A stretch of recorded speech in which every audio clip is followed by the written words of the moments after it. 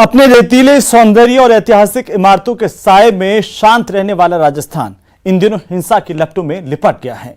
मात्र 2 महीने के अंदर 4 जिलों में गंगा जमुनी तहजीब की धज्जियां उड़ गईं और सांप्रदायिक सौहार्द के माथे पर उग्रता और आक्रोश का टीका लग गया। नमस्कार, मैं हूं आपके साथ हेमंत कुमार और आप देख रहे हैं विशेष कार्यक्रम कांप उठा राजस्थान।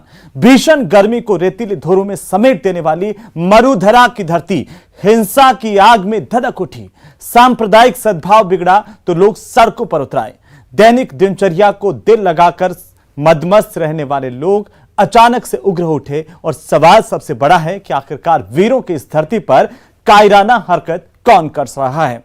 हम उन सवालों का जवाब तलाशने के अलावा अपनी विशेष रिपोर्ट में पिछले दिनों हुई हिंसा की वारदातों की असली वजह तलाश करने की कोशिश करेंगे। तो चलिए शुरू करते हैं अपना विशेष कार्यक्रम कांप उठा राजस्थान।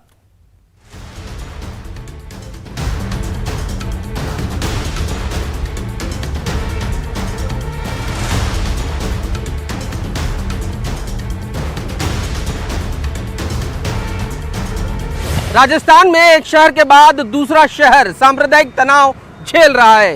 पिछले 60 दिनों में आपसी टकराव और हत्याओं की कई घटनाएं सामने आ चुकी हैं। शहर दर शहर टकराव बढ़ा है। करौली, जोधपुर, भीलवाड़ा के बाद अब चित्तौड़गढ़ की सड़कों पर संग्राम हुआ है। अचानक अकल्पित शटर खोल करके उसमें लाठी, डंडे, फरसे, चक्कू, पता नहीं क्या क्या हथियार लेकर के टूट पड़े। ये वो जो जिम है फिट एंड फाइन जो जिम है, यहीं से पथराव शुरू होता है।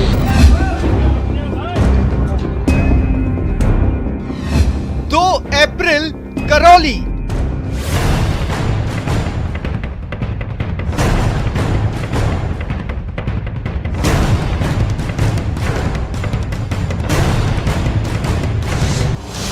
दस अप्रैल भरतपुर।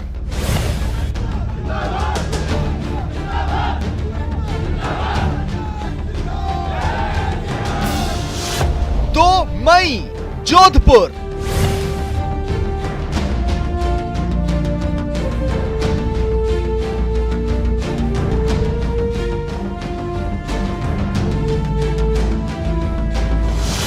10 मई भीलवाड़ा।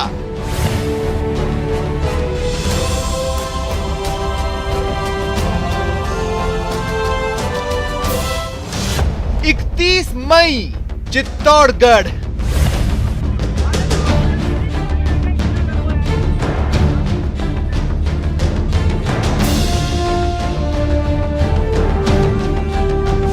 2 अप्रैल की शाम एक नफरत की छोटी सी चिंगारी हंसते खिलते शहर को अपनी चपेट में ले लिया। करौली के जिन इलाकों में त्योहारों पर फूल बरसते थे, वहां पत्थर बरसने लगे।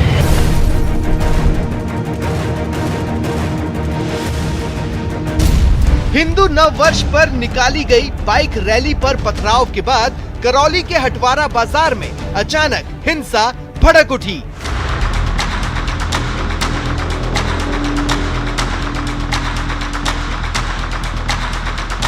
उपद्रवियों ने सैकड़ों दुकानों, मकानों और बाइकों को आग के हवाले कर दिया। हिंसा में पुलिस कर्मियों समेत 43 से ज्यादा लोग घायल हो गए। बिगड़ते हालात को देखते हुए प्रशासन हरकत में आया और शहर में धारा 144 लगा दी गई। लेकिन इससे भी हालात नहीं संभले तो जिले भर में कर्फ्यू लगाया गया और फिर इंटरनेट सेवा भी बंद कर दी गई।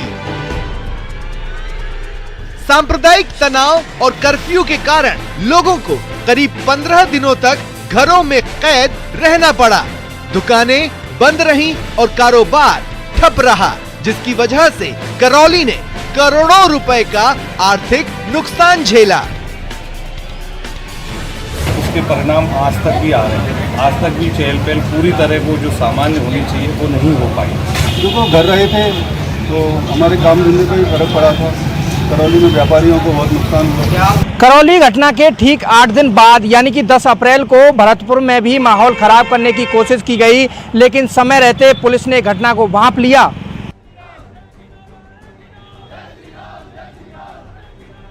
भरतपुर में भी रामनवमी पर निकाली जा रही शोभा यात्रा में लाउड स्पीकर बजाने को लेकर विवाद हुआ। शिकायत के बाद पुलिस ने धर्म स्थल के सामने चल रहे लाउड स्पीकर को बंद करवा दिया।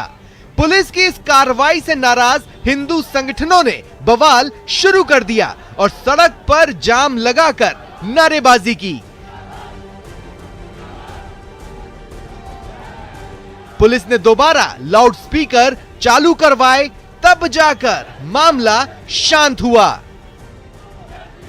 ईद से एक दिन पहले यानी 2 मई की रात को झंडा लगाने को जो विवाद शुरू हुआ वह ईद के दिन आपसी टकराव और पत्थरबाजी पर जाकर खत्म हुआ।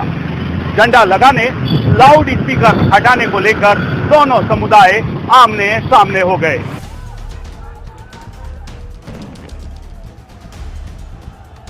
जोधपुर में परशुराम जयंती के मौके पर बाइक रैली निकाली गई। इस दौरान जालोरी गेट चौराहे पर झंडे लगाए गए तो दूसरे समुदाय ने इन झंडों को हटाकर अपने झंडे लगाने की कोशिश की। फिर क्या, दोनों समुदाय के कुछ लोग आमने सामने आ गए। बहसबाजी के दौरान एक युवक पर हमला हुआ तो दूसरा पक्ष भड़क उठा।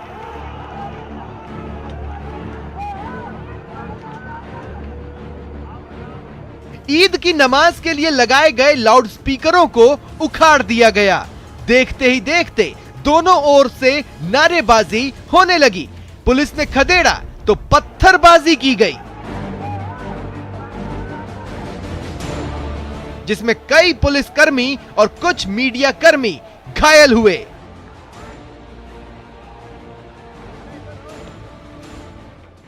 तनाव फैलते ही पुलिस ने मोर्चा संभाला, लाठीचार्ज और आंसू गैस के गोले दागकर हालात को काबू में किया।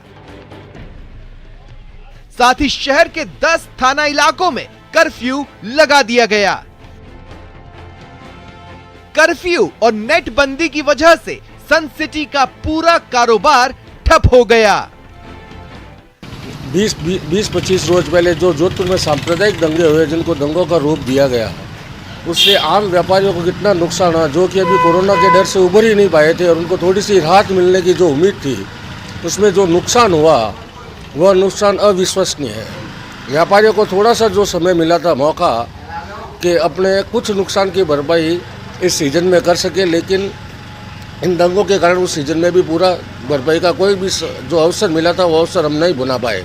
ये दंगे हो गए, फिर कर्फ्यू लग गया, फिर हमको घर जाना मुश्किल हो गया, फिर होटल भी बंद हो गई, हमारे पैसे भी कट गए 15-20 दिन के लिए, तो हमको तो नुकसान ही हुआ है। इन दंगों की वजह से हमें बहुत नुकसान हुआ। जो शादी की तैयारी की हुई थी वो सब ठप हो गई और सारा काम से हमारा चौपट हो गया था। ये जो दंगे हुए हैं उससे हमें बहुत ही आर्थिक नुकसान हुआ है, जिससे अकाती और ईद की हमें कमाई होती थी वह नहीं हुई। 10 दिन तक हमें बंद रहना पड़ा और उससे हमें आर्थिक नुकसान हुआ। भीलवाड़ा ने तो हफ्ते भर के भीतर 2 बार सांप्रदायिक तनाव झेला है। 4 मई और 10 मई को युवकों पर हमले और हिंदुवादी नेता की हत्या के बाद शहर जल उठा।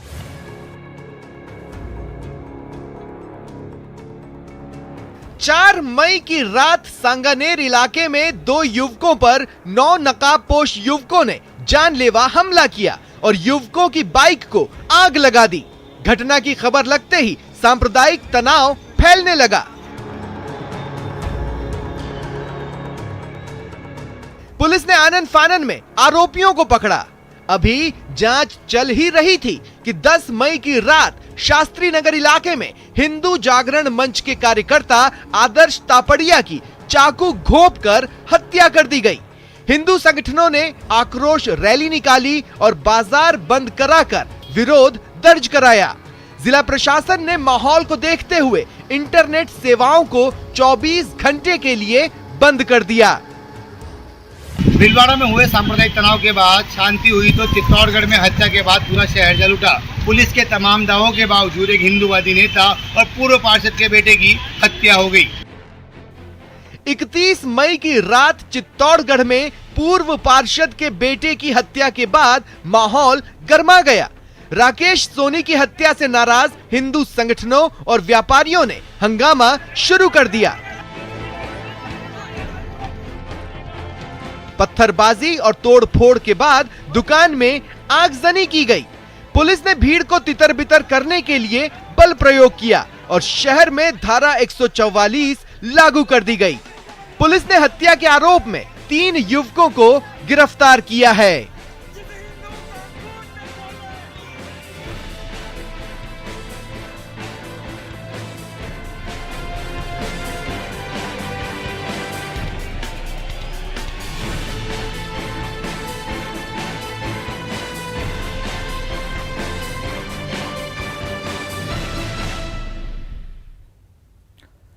तो सांप्रदायिक तनाव और टकराव के बीच महिलाओं पर अनदेखी आफत टूट पड़ी है।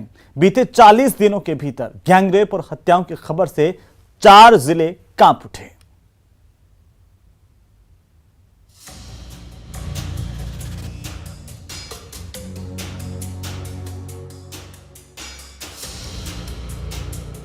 सिर्फ 2 महीनों के अंदर हुई सांप्रदायिक घटनाओं, हत्याओं और महिलाओं के साथ दरिंदगी के मामलों ने राजस्थान पुलिस के कामकाज पर सवाल किए हैं। जाहिर है बीते दिनों क्राइम कंट्रोल का दावा करने वाले पुलिस तंत्र की पकड़ ढीली पड़ी है और इसका खामियाजा आम आदमी को जानी और माली नुकसान देकर उठाना पड़ा है।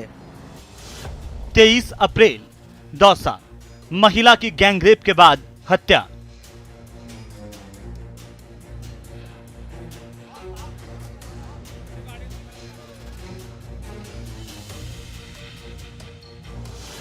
सात मई करौली, विवाहिता का अपहरण के बाद गैंगरेप। 13 मई जयपुर, बुजुर्ग महिला की घर में घुसकर हत्या।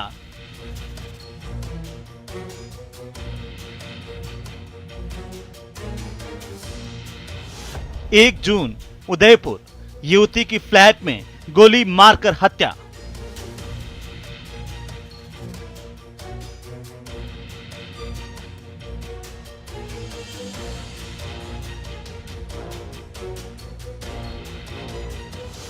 23 अप्रैल दौसा।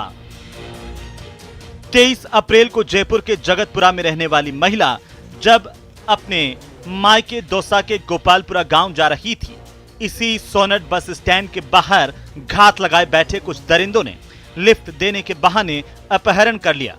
महिला ने अभी 4 किलोमीटर का सफर ही तय किया था कि बदमाशों ने उसका अपहरण किया। दरिंदों ने इस दौरान महिला को जंगल में ले जाकर गैंगरेप किया और हत्या कर शव को कुएं में फेंक दिया।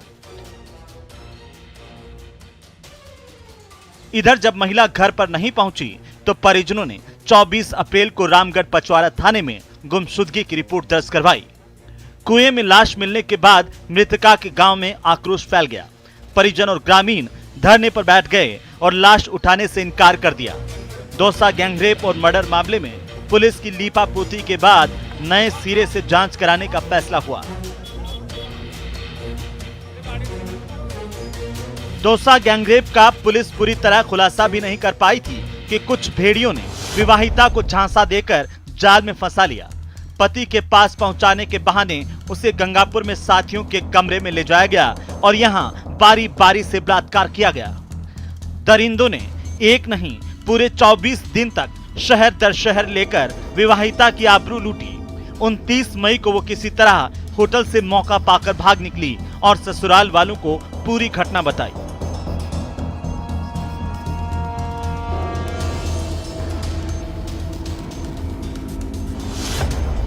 तेरह मई जयपुर, घर के बाहर महिलाओं की आबरू लूटने के मामले थमे ही थे कि घर में घुसकर महिलाओं की हत्याएं होने लगी। 13 मई को जयपुर की बाड़ोदिया बस्ती में शुक्रवार को उस वक्त सनसनी फैल गई जब एक 67 साल की महिला की घर के अंदर हत्या हो गई। हत्याकांड का पता पड़ोसियों को तब चला जब बुजुर्ग महिला के घर से बदबू आनी शुरू हुई। पड़ोसियों की सूचना पर पुलिस मौके पर पहुंची तो घर में लूटपाट के कोई निशान नहीं थे। घर का हर सामान अपनी जगह पर ठीक से रखा हुआ था। पुलिस हैरान और परेशान थी कि आखिर महिला के साथ हुआ क्या। पति की मौत के बाद मृतका शारदा जैन घर में अकेली रहती थी। पुलिस किसी परिचित का हाथ होने की संभावना जताकर हत्यारे की तलाश में खाक छान रही है। 1 जून उदयपुर। जयपुर जैसी वारदात उदयपुर में भी हुई। यहाँ प्रतापनगर थाना इलाके के शिव ज्योति अपार्टमेंट में दिन दहाड़े एक विवाहिता की हत्या कर दी गई। 27 साल की नेहा को करीब से सिर में गोली मारी गई, जिससे वो लहूलुहान होकर फ्लैट में ही ढेर हो गई। पुलिस को जांच के दौरान कमरे से 3 कारतूस मिले। वहीं सीसीटीवी फुटेज में 2 नकाबपोश युवक अपार्टमेंट के अंदर जाते दिखे। जो घटनाक्रम इस तरह से हुआ कि कोई अज्ञात व्यक्ति आकर फ्लैट में रहने वाली एक महिला है, उसके गोली मार के उसकी हत्या कर दी है। तो मौके पर सभी पहुंचे हैं यहाँ पर और सभी तरह के साक्ष्य एकत्रित किए गए हैं। यहाँ पर एफएसएल टीम हमारी यहाँ बुलाई गई है, डॉग स्क्वाड बुलाया गया है। सभी पहलुओं पे तफ्तीश करते हुए पता लगाया जा रहा है कि ये घटना करने वाले कौन है, आरोपी कौन है। पति से शिनाख्त कराई गई तो नकाबपोश युवकों में से एक नेहा का पुराना मंगेतर निकला। दिल्ली निवासी शक्ति कुमार से किसी कारण नेहा की शादी नहीं हो पाई थी, लिहाजा उसने योजनाबद्ध तरीके से उसकी हत्या कर दी। उदयपुर के सुंदरवास इलाके में एक कॉम्प्लेक्स की 3री मंजिल में फ्लैट में घुसकर एक महिला को, विवाहिता को गोली मार दी गई। 2 फायर उस पर किए गए और उसकी मौके पर ही मौत हो गई। उसके बाद आप देखिए कि एफएसएल टीम को मौके पर बुलाया गया था और टीम के आने के बाद पूरी जांच की गई और अब जो शव है उसे मोर्चरी में शिफ्ट कराया जा रहा है। आप देखिए कि प्रतापनगर थाना पुलिस के साथ में शहर के अन्य थाना पुलिस की जो टीम है वो भी इस समय सुंदरवास इलाके में इस घटना स्थल पर मौजूद है। डेड बॉडी को 3री मंजिल में जो फ्लैट है उससे नीचे लाया गया और अब देखिए एम्बुलेंस के मार्फत मोर्चरी में इस जो शव है उसे शिफ्ट करवाया जा रहा है। मृतका का नाम नेहा बताया जा रहा है, जो कि अपने पति के साथ में इस फ्लैट में लगभग पिछले 1.5-2 साल से रह रही थी और उसके बाद में पति जो है वो आज बताया जा रहा है नौकरी पर गया था। नौकरी पर जाने के बाद में कोई 2 युवक, जो कि जिसमें एक युवक ने हेलमेट पहना हुआ था तो वहीं दूसरा युवक नकाबपोश था, इस बिल्डिंग के अंदर वे घुसे हैं, लिफ्ट के मार्फत ऊपर गए हैं। अंदर जाने के बाद में 2 फायर किए हैं। बताया जा रहा है कि एक फायर जो है वो शायद चूक गया, उसके बाद में दूसरा फायर किया जिसमें इस महिला के सिर में गोली लगी और उसकी मौके पर ही मौत हो गई। उसके बाद आप देखिए जैसे ही सूचना मिली पुलिस की टीम तो मौके पर पहुंची, लेकिन आसपास की जो लोग हैं, बड़ी तादाद में आसपास के जो लोग हैं, इस क्षेत्र के लोग हैं, वो घटनास्थल पर जमा हो गए। पुलिस की टीम ने मौके पर आकर पूरा अनुसंधान किया है। जो मृतका के पति हैं उन्हें यहाँ पर बुलाया गया, उनसे एक रिपोर्ट ले ली गई है। रिपोर्ट के आधार पर और जो सीसीटीवी फुटेज में 2 युवक जो कि कैप्चर हुए हैं उनके चूंकि वो नकाबपोश थे, ऐसे में उनके बारे में पता लगाने की कोशिश की जा रही है। ये भी जानकारी सामने आई है कि ये स्कूटी पर सवार होकर यहाँ पर आए थे और जो मृतका और उसका जो पति है वो औरंगाबाद बिहार के रहने वाले बताए जा रहे हैं। पुलिस सभी पहलुओं को ध्यान में रखते हुए आप देखिए कि एफएसएल की टीम, डॉग स्क्वाड की टीम भी मौके पर आई है, जो कि घटनास्थल से सारे जरूरी साक्ष्य जो हैं वो पुलिस ने और जरूरी जो एजेंसीज हैं सभी ने जमा कर लिए हैं और उन्हीं साक्ष्य के आधार पर अब अनुसंधान को आगे बढ़ाया जाएगा। सबसे पहले अब शव को मोर्चरी में शिफ्ट किया जा रहा है, उसके बाद में पोस्टमार्टम कराकर परिजनों के सुपुर्द किया जाएगा। साथ ही जो फुटेज सीसीटीवी में पुलिस को मिले उनके आधार पर जांच को आगे बढ़ाया जाएगा। एक तरफ बात को लेकर शहर दर शहर सांप्रदायिक झड़पें हुई तो दूसरी तरफ महिला अपराधों में तेजी से इजाफा हुआ है। हत्या और बलात्कार की घटनाओं के बाद घर के बाहर हो या फिर अंदर आधी आबादी में खौफ बढ़ा है। तो लगातार बढ़ रही आपराधिक घटनाओं को लेकर पुलिस पर भी सवाल खड़े हो रहे हैं और उम्मीद की जानी चाहिए कि पुलिस इस तरह के दरिंदों और अपराधियों से सख्ती से निपटेगी ताकि इस तरह की वारदातों पर अंकुश लग पाए। नमस्कार।